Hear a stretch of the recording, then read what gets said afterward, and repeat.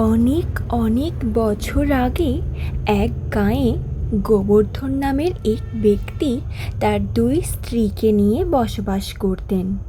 বড় বউকে গোবর্ধন একেবারেই পছন্দ করতেন না, কারণ সে মনে করে বড় বউ আর আগের মতো সুন্দর নেই। কিন্তু ছোট বউ তার ভারী আদরের। তার রূপের যেমনি দেমাক তেমনি অহংকার। ছোট বউ, ও ছোট বউ, আরে কোথায় গেলে? একবারটি এদিকে এসো। কি দরকার? আমাকে বলুন না, আমি করে দিচ্ছি। এ কি, তুমি কেন এখানে এসেছো? এই সকাল সকাল তোমার মুখটা আমায় দেখতে হলো। আমি তো ছোট বউকে ডেকেছি। আসলে ছোট বউ তো তার চুলের পরিচর্যা করছে, ও এখন তাই আসতে পারবে না। কোনো কাজ করার থাকলে আমায় বলুন না, আমি করে দিচ্ছি। হ্যাঁ, সংসারের যাবতীয় কাজ তো শুধু তুমিই করো দিদি। আমি তো সারাদিন শুধু বসে বসে রূপচর্চাই করে যাই। আমি সে কথা কখন বললাম রে ছোট? বলতে আর কি বাকি রাখলে দিদি? তুমি সব সময় এরমই করো। আমি কি আর সেসব বুঝি না নাকি? স্বামী যেহেতু আমায় একটু বেশি ভালোবাসে, তাই তো তোমার সহ্য হয় না। তুমি চাও যাতে উনি আমায় তোমার মতো অপছন্দ করে। এসব কি আজে বাজে কথা বলছিস রে ছোট? আমি কখনোই তোর খারাপ চাই না। এই শোনো বড় বউ, এই কথায় কথায় তুমি এত ঝগড়া করো না তো। ঝগড়া কি আমি করছি? ছোট তো সব সময় শুধু আহ, মুখের ওপর আর তর্ক করো না তো বড় বউ। যাও তো যাও, গিয়ে আমার জন্য পানটা সেজে নিয়ে আসো। আজকাল তোমায় কাজের কথা না বললে তুমি তো নিজে থেকে কোনো কাজই করো না। আর যাও যাও যাও, আর কথা বাড়িও না। আরে হাঁ করে দাঁড়িয়ে রইলে কেন? যাও না। আরে ও ছোট বউ, ওদিকে দাঁড়িয়ে রইলে কেন? এদিকে এসো, তোমার সাথে একটু গল্প করি। এই আপনি কিছু বলেন না বলেই না বড় বউটা এত বার বেড়ে গিয়েছে। আহা আহা, বাদ দাও না ওসব কথা ছোট বউ। শোনো, কাজের কথা শোনো। কাল ভোরে আমি বাণিজ্য করতে বেরিয়ে যাব। ফিরবো হপ্তাখানেক পরে। তুমি আবার এইসব কথা বড় বউকে এখনই বলতে যেও না যেন। তা কেন, তা কেন? বড় বউ জানলে কি হবে? আরে আরে, তুমি কি ভুলে গেলে নাকি? গতবার যখন বাণিজ্যে গিয়েছিলুম, ওই অনামুখটার মুখ দেখেই তো গিয়েছিলুম বলেই না বাণিজ্যে গিয়ে সর্বস্ব খুইয়ে সর্বশান্ত হয়ে বাড়ি ফিরেছিলুম। তা যা বলেছো, ও নামুখই বটে একটা। ওর মুখ দেখলে না গা জ্বলে যায় একেবারে। আরে শোনো, যা বললাম তোমার যেন সব মনে থাকে। এখন তুমি চুপ করো তো।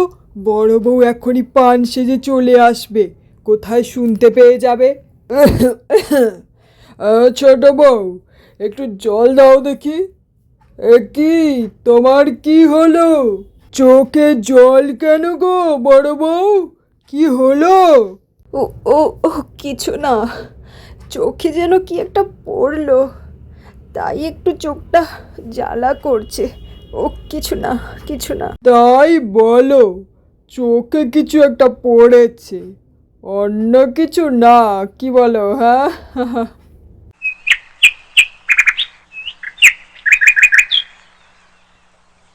ছোট বউ, সাবধানে থেকো, আমি আসছি। মানুষটা যেন সাবধানে যায়। দুগ্গা দুগ্গা, দুগ্গা দুগ্গা। এই দিদি, তুমি এই রান্নাটা তাড়াতাড়ি করেই না যাও। যাও, বাসনগুলো ধুয়ে দাও, জামা কাপড় ধুয়ে দাও। এখনো অনেক কাজ বাকি আছে, তাড়াতাড়ি করো। করছোটা কি বসে বসে বলো তো? বলছি ছোট, তোর চুলে তো অনেক জট পাকিয়ে রয়েছে, আমি একটু চুলটা বেঁধে দেবো কি? হ্যাঁ হ্যাঁ, দাও দেখি একটু। করছোটা কি বলো তো দিদি? খুব লাগছে যে। মনে তো হয় সব চুলগুলোই তুমি তুলে দেবে। আহ আহ ওরে ওরে, ছাড় ছোট, ছাড়, আমার যে খুব লাগছে। আহ, ছাড় ছোট, আমি জেনে বুঝে করিনি ছোট, ছেড়ে দে আমায়।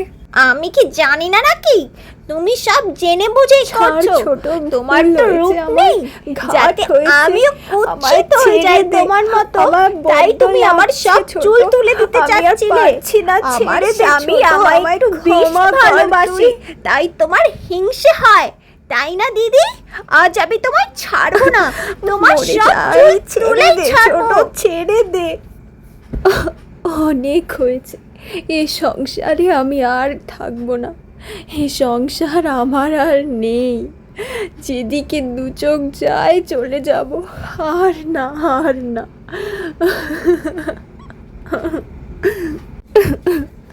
আমি চলে যাচ্ছি ছোট, তুই থাক তোর সংসারে, আমি আর এখানে থাকবো না, আর থাকবো না। যেও না বলছি দিদি, যেও না, যেও না। উনি এলে তুমি তারপর যেখানে ইচ্ছে চলে যেও, যেও না।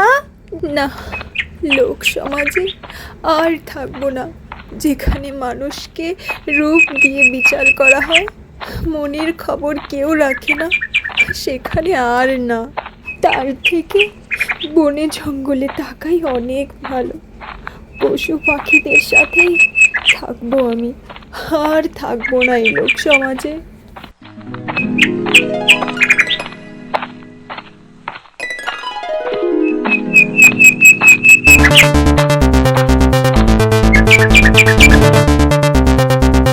আরে আরে, ওই দূরের আম গাছটার গোড়াটা দেখছি খুবই অপরিষ্কার হয়ে রয়েছে। আহারে, আমি বরং যাই, ওই আম গাছের গোড়াটা একটু পরিষ্কার করে দিই।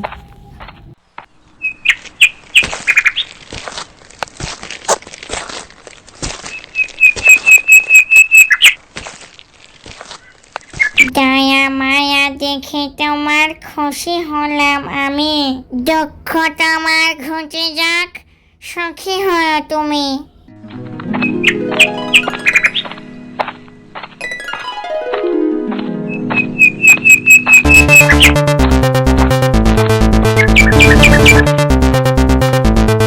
আহারে, কলা বউ বেচারি কেমন হেলে রয়েছে। একটা কাজ করি, আমি বরং একটা ডাল নিয়ে গাছটাতে একটা ঠেক দিয়ে দিই, তাহলে আর বেচারার কষ্ট হবে না। এবার ঠিক আছে, আর হেলে যাওয়ার ভয় নেই। দয়া মায়া দেখে তোমার খুশি হলাম আমি, দুঃখ তোমার ঘুচে যাক, সুখী হয়ে তুমি। তুমি কে মা? এই গভীর জঙ্গলে কি করছো? আপনি তো সবই জানেন বাবা ঠাকুর, আপনি তো অন্তর্যামীন, আপনাকে আর আমি কি বলবো। যাও, ওই সামনের পুকুরটাতে একটি মাত্র ডুব দিয়ে এসো। এই তো, এই পুকুরের কথাটাই তো বলেছিলেন বাবা ঠাকুর, যাই, চট করে গিয়ে একটা ডুব দিয়ে দিই।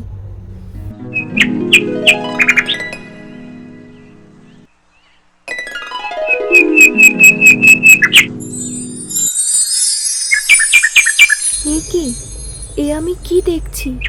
আমার গায়ের রং একেবারে বদলে গেছে, আর আমার সারা গা ভর্তি গহনা। এ সবই ওই সাধু বাবার কৃপা। যাই, আমি এখন বাবার কাছে যাই।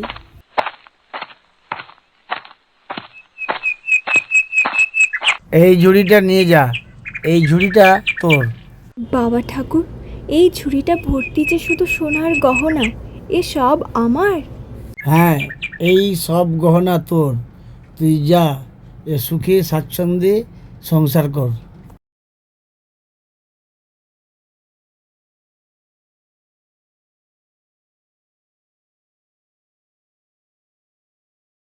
তুমি আমার গাছের একটা পাতা নিয়ে নাও, এই পাতাকে তুমি ঘোরালেই শুধু কলা নয়, আরও যাবতীয় অনেক সুস্বাদু খাবারই তুমি পাবে।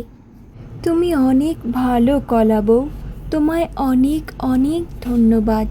আমি তাহলে আসছি কলা বউ।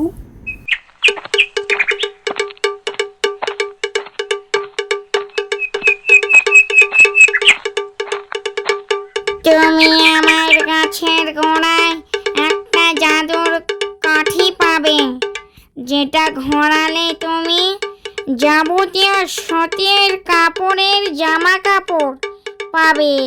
যা, সেটা তুমি নিয়ে বাড়ি যাও। তোমায় অনেক অনেক ধন্যবাদ আম গাছ। আমি তাহলে আসছি।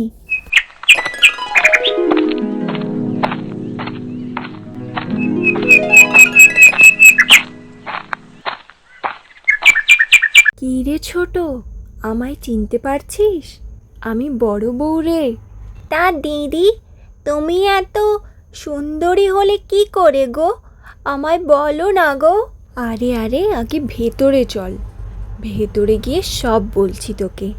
জানিস তো ছোট, যখন আমি বাড়ি থেকে চলে যাচ্ছিলাম তখন ভেবেছিলাম এই লোক সমাজে আর থাকবো না, যেখানে শুধুই রূপের কদর, মনের কথা কেউ ভাবে না। তাই আমি গিয়েছিলাম জঙ্গলের দিকে। ভেবেছিলাম পশু পাখিদের সঙ্গে সারাটা জীবন কাটিয়ে দেব, বনের ফলমূল খেয়ে। কিন্তু যাওয়ার পথে দেখি একটা আম গাছ, তার গোড়াটা না বড্ড অপরিষ্কার ছিল। তাই আমি তার গোড়াটা পরিষ্কার করে দিলুম। তারপর সে আমার ওপর খুব খুশি হলো। তারপর আমি সেখান থেকে এগিয়ে গিয়ে দেখি একটা কলা গাছ। কলা গাছটা না হয়তো পড়েই যেত, সেই ভেবে আমি না একটা লাঠি দিয়ে গাছের ঠেক দিয়ে দিয়েছিলাম। কলা গাছটাও আমার ওপর খুবই প্রসন্ন হয়েছিল।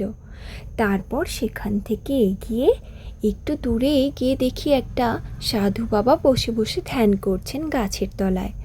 তারপর আমি তেনার কাছে যাই। তিনি আমাকে বললেন, কি হয়েছে তোর? আমি তাকে বললাম যে আপনি তো সবই জানেন বাবা, অন্তর্যামীন আপনিই বলুন আমি কি করব। তখন সাধু বাবা আমায় বলল, সামনে একটা পুকুর আছে, যা সেখানে গিয়ে একটি মাত্র ডুব দিয়ে আয়। আমি সাধু বাবার কথা মতো সামনে এগিয়ে সেই পুকুরে যেই অমনি একটা ডুব দিলাম, দেখলাম আমার গায়ের রং একেবারে বদলে গেছে আর সারা গা ভর্তি গহনা। এরপর আমি পুকুর থেকে উঠে সাধু বাবার কাছে যাই। সাধু বাবা আমায় একটা ঝুড়ি দিয়ে বললেন, এই গহনা ভর্তি ঝুড়ি সবই তোর আজ থেকে। সাধু বাবা এও বললেন, এই গহনা ভর্তি ঝুড়ি থেকে আমি যতই গহনা নিয়ে নিই না কেন, এই ঝুড়ি কখনোই খালি হবে না।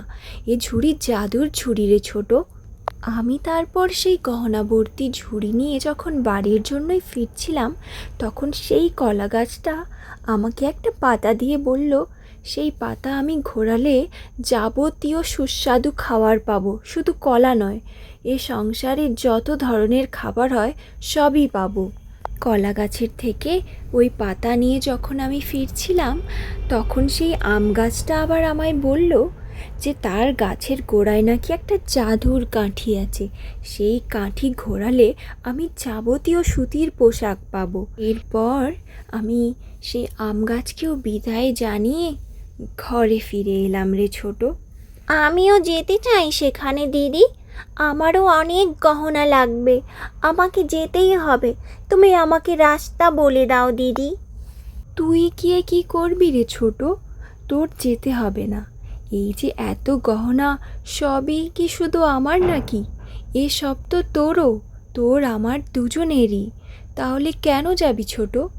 আর যদি রূপের কথা বলি, তুই তো কম সুন্দর না রে ছোট। না না বাবা, তোমার গহনা তোমার কাছেই রাখো, আমার লাগবে না। তারপর তুমি আবার আমাকে খোঁটা দেবে গহনা নিয়ে, দরকার নেই। তুমি আমাকে বলো আমি কিভাবে যাব। তোকে আমি খোঁটা দেব ছোট? তুই আমাকে এই চিনলি রে? আমি এমন করব না রে ছোট। এরম গভীর জঙ্গলের মধ্যে দিয়ে আমি তোকে কিভাবে যেতে দিই ছোট? আমি ঠিক চলে যাব, তুমি আমাকে রাস্তাটা বলে দাও দিদি। আর তাছাড়া এখন তুমি আমার থেকেও অনেক বেশি সুন্দর হয়ে গিয়েছো, সেটা তো কিছুতেই মেনে নেওয়া যায় না দিদি। আমাকে তোমার থেকেও বেশি সুন্দর হতে হবে। দিদিমার গপ্প। Thanks for watching the video. Don't forget to subscribe for more exciting stories.